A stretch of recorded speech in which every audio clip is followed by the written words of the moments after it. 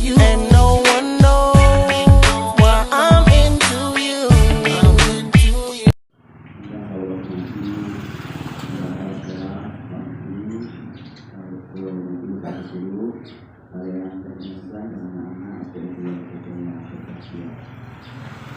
Ini kepada Allah SWT yang telah memberikan kita nikmat taufik sehingga kita dapat berkumpul dalam kegiatan dengan nikmat di istiqomah ini.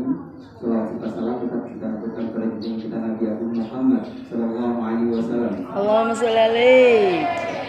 Yang telah membimbing kita dari zaman jahiliyah zaman Islam yang akhir Islam. Untuk anak-anak, suatu penghormatan bagi saya sebenarnya ini sedikit cerita saja. 4 khalifah Rasulullah yang dimana pengganti dari Rasulullah baginda Nabi Muhammad SAW. Yang pertama siapa? Abu Bakar As-Siddiq. Yang kedua Umar bin Khattab. Ketiga Utsman bin Affan. Dan yang terakhir Ali bin Abi Thalib. Nah, di sini kita akan sedikit cerita tentang Umar bin Khattab. Salah satu saya bilang idola saya, yang dimana Umar bin Khattab itu adalah salah satu pemimpin yang tegas, bukan galak, beda ya, tegas sama galak itu beda. Beliau memiliki wibawa yang tinggi. Suatu ketika beliau melihat jamaahnya barisannya tidak teratur, barisannya ada yang di belakang di depan malah tidak teratur. Ketika beliau datang, langsung seketika jamaah lurus. Bagaimana pada zaman itu meluruskannya? Dengan satu pedang yang begitu tajam. Ketika kalian tersenggol sedikit, berdarahlah di kulit Anda. Jadi bayangkan, jika di zaman dahulu saja begitu keras, kita harus patut bersyukur.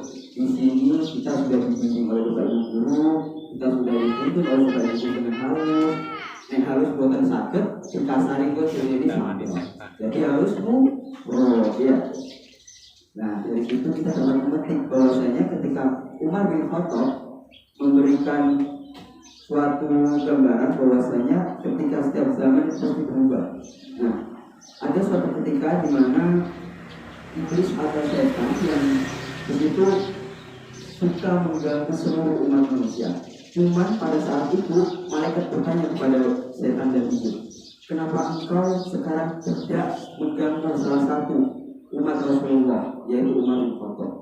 Dan setan pun menjawab, maaf, dengan kewibawaannya, dengan karismatiknya, dengan ketegasan Umar bin Khattab, keistimewaan Umar bin Khattab, beliau sampai-sampai ditakuti oleh setan, oleh iblis. Nah, Umar bin Khattab pun sebelum masuk Islam, beliau adalah salah satu khalifah yang sangat-sangat tidak suka oleh baginda Rasulullah Nabi Muhammad SAW.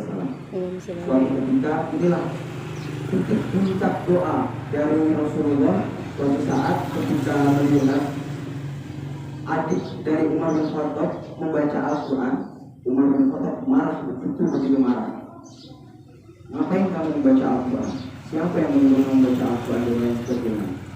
Suatu ketika Rasulullah berdoa kepada Allah, ya Allah, izinkanlah Umar bin Khattab, bukakanlah hati Umar bin Khattab untuk masuk Islam, untuk membantu Islam agar lebih jaya, agar lebih dikenal, agar lebih indah dan lain sebagainya. Siapa sangka beberapa saat kemudian ketika Umar mendengar lantunan-lantunan ayat suci Al-Quran dari sosok adiknya sendiri, beliau tersentuh, Allah mengetuk pintu hatinya berdasarkan doa-doa dari Rasulullah. Jadi begitu penting kita berdoa. Oleh karena itu Umar bin Khattab mengatakan yang dimana sampai sekarang pun Umar bin Khattab dikenal sebagai khalifah Rasulullah yang begitu tegas, yang begitu kuat, sehingga beliau ketika memimpin peperangan beliau sangat ditakuti oleh lawannya.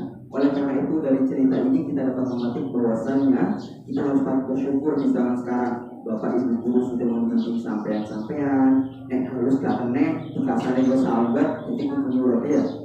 Jadi situ sampean gak bayang no, seumpami Pak Bukan temrik sampean urut ya, kalau pedang temrik Ya sampai nurut pasti bapak ibu guru makasih cukup enak sampai selesai sampai ngerti bapak ibu guru itu jadi ngerti maksudnya berarti harusmu terima kasih. Wassalamualaikum warahmatullahi wabarakatuh.